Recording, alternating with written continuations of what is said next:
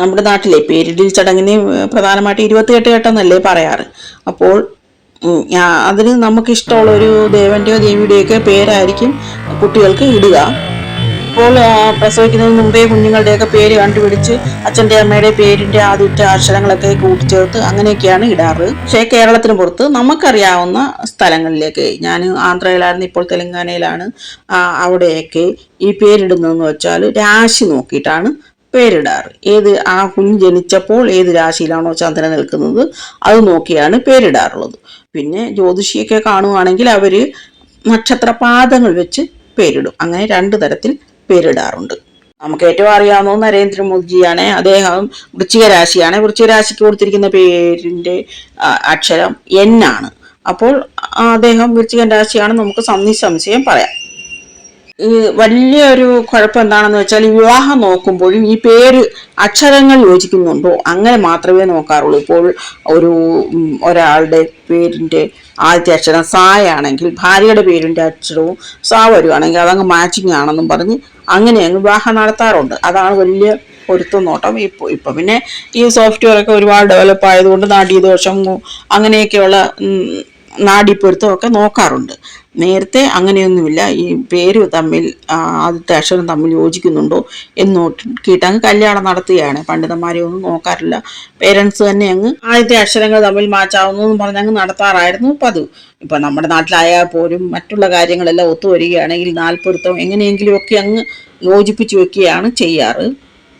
നോക്കുന്നവരും ഉണ്ട്. അപ്പോൾ നമ്മൾ ഈ സാധാരണ ഈ നക്ഷത്രങ്ങൾ ഉപയോഗിക്കുക ഈ വിവാഹപ്പൊരുത്തം അങ്ങനെയൊക്കെയുള്ള കാര്യങ്ങൾ നോക്കാൻ, അല്ലെങ്കിൽ ദിവസഫലം, മാസഫലം, അങ്ങനെ ചാരഫലങ്ങളൊക്കെ നോക്കാൻ വേണ്ടി മാത്രമാണ്. അല്ലാതെയുള്ള കാര്യങ്ങൾക്കെല്ലാം നമ്മൾ മറ്റു ഗ്രഹങ്ങളെ കൂടി ആശ്രയിക്കാറുണ്ട്.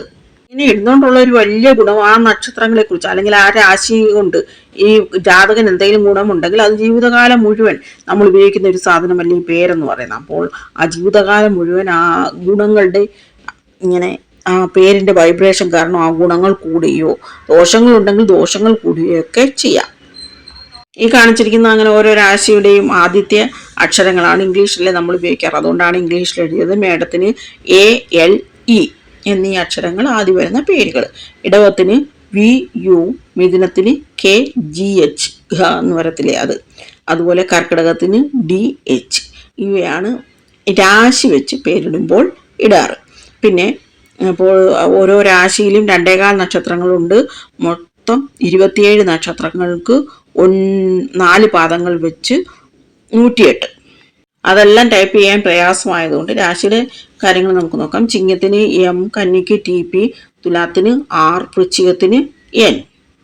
അതായത് മറുനാടുകളിൽ നിന്ന് വരുന്ന സെലിബ്രിറ്റീസിന്റെ ആയാലും ആളുകളുടെ ആയാലും പേരിന്റെ ആദ്യത്തെ അക്ഷരം നോക്കണം.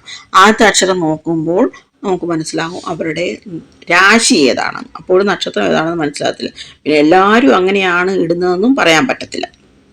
ഇതിലൊന്നും ഒട്ടും വിശ്വാസമില്ലാത്തവരുണ്ടല്ലോ. കാരണം നമ്മുടെ ഇത് പ്രവചനം കണ്ടാൽ മതി, ഇതൊക്കെ ആരായാലും കണ്ണു അടച്ചങ്ങ് വിശ്വസിച്ച് പോകും. പക്ഷെ അത് കാണാൻ ആരും തയ്യാറാവുന്നില്ലല്ലോ. അപ്പോൾ അവർ പിടിച്ച മുയലിന് 3 കൊമ്പായിട്ട് ജീവിച്ചോട്ടെ. ധനുവിന്റെ അക്ഷരങ്ങൾ YB, മകരത്തിന്റെ BJK, കുംഭത്തിന്റെ GS, മീനത്തിന്റെ DA, CH, GH, TH എന്നിവയാണ്. കുറച്ചുകൂടെ ഇങ്ങനെ ജ്യോത്സ്യന്മാരെയൊക്കെ കണ്ട് പേരിടുന്നവരില്ലേ, അവർക്ക് എങ്ങനെയാണെന്ന് വെച്ചാൽ ഈ ഓരോ നക്ഷത്ര പാദത്തിനും ആദ്യത്തെ പാദത്തിന് അക്ഷരവും കൊടുക്കും, രണ്ടാമത്തെ പാദത്തിന് ഇച്ചുകൂടെ ഒരു ദീർഘം ഒക്കെ വരുത്തും. അങ്ങനെയാണ് പേരിടാതെ. ഇനിയിപ്പോൾ നമ്മൾ വായിക്കാം. ഇപ്പോൾ എല്ലാം ടൈപ്പ് ചെയ്യാൻ പ്രയാസമാണ്. വായിച്ചിട്ട് അത് കേൾക്കുമ്പോൾ നമുക്ക് മനസ്സിലാവും. അശ്വതിക്ക് ചു, ചെ, ചോ, ല. ഭരണിക്ക് ലീ, ലൂ, ലേ, ലോ. കാർത്തികയ്ക്ക് ആ, ഈ, ഉ, എ. ഇനിയും രോഹിണിക്ക് ഓ, വാ, വി, വു. മകേരത്തിന് വേ, വോ, കാ, കി. ഇപ്പോൾ ഏകദേശ രൂപം കിട്ടി കാണുമല്ലോ. അപ്പോൾ നമുക്ക് കൂടുതൽ താല്പര്യമുണ്ടെങ്കിൽ കമന്റ് ഇട്ടാൽ മതി. അത് വേറെ വീഡിയോ ആയിട്ട് ഇങ്ങനെ ടൈപ്പ് ചെയ്തിടാം. കേൾക്കുന്നവർ ജ്യോതിഷത്തിൽ എന്തെങ്കിലും താല്പര്യമുള്ളവരാണെങ്കിൽ അവർക്കിതൊക്കെ ഈസി ആയിട്ട് മനഃപ്പാഠമായിരിക്കും. ഈ രാശിയുടെ അക്ഷരങ്ങൾ കൊടുത്തിട്ടില്ലേ, അതിൽ ഒരിച്ചിരി നീട്ടും കുറുക്കൊക്കെ കൊടുത്താൽ അടുത്ത നക്ഷത്രത്തിന്റെ ഇത് കിട്ടും. എല്ലാവരും നമ്മൾ പേരിടുന്ന പോലെ അല്ല പേരിടുന്നതെന്ന് പറയാൻ വേണ്ടി സൂചിപ്പിച്ചു എന്നേ ഉള്ളൂ. പണ്ട് ഞാൻ ജാതകമൊക്കെ നോക്കിയിരുന്ന കാലത്ത് പറയാറുണ്ട് ഇങ്ങനെ ഭയങ്കരമായിട്ട് ഇപ്പോൾ ഉദാഹരണത്തിന് മീനൻ രാശിക്ക് ഇപ്പോൾ 7 ശനിയാണ്, 12 രാഹു നിൽക്കുന്നു, ഇങ്ങനെ നല്ല ഒരു കുറച്ച് പാടുള്ള ഗ്രഹസ്ഥിതികളില്ലേ, അങ്ങനെയൊക്കെ വരുമ്പോൾ നമ്മൾ ആദ്യത്തെ അക്ഷരം ഒന്ന് മാറ്റി നോക്കുക. ഏറ്റവും നല്ല ഇത് ഫലം തരുന്ന രാശികൾ കാണുമല്ലോ, അതായത് ചാരഫലത്തിൽ ഏറ്റവും നല്ല ഫലങ്ങൾ തരുന്ന രാശിക്കാരുടെ നാമാക്ഷരങ്ങളില്ലേ, ആ അക്ഷരം ആദ്യം നമ്മുടെ ഇൻഷിലും വല്ലതും ഉണ്ടെങ്കിൽ ആദ്യം അങ്ങ് എഴുതി ശീലിക്കുക. അത്രയും നാളത്തേക്ക്, പിന്നെ നമ്മൾ ചിലപ്പോൾ സമയം നല്ലതായിട്ട് വരും, അത്രയും നാളത്തേക്ക്. ഏറ്റവും പ്രധാനം ദശാകാലമാണ്, അതും കൂടി വിപരീതമാകുമ്പോഴാണ് ഇങ്ങനെയൊക്കെ ചെയ്യേണ്ടത്.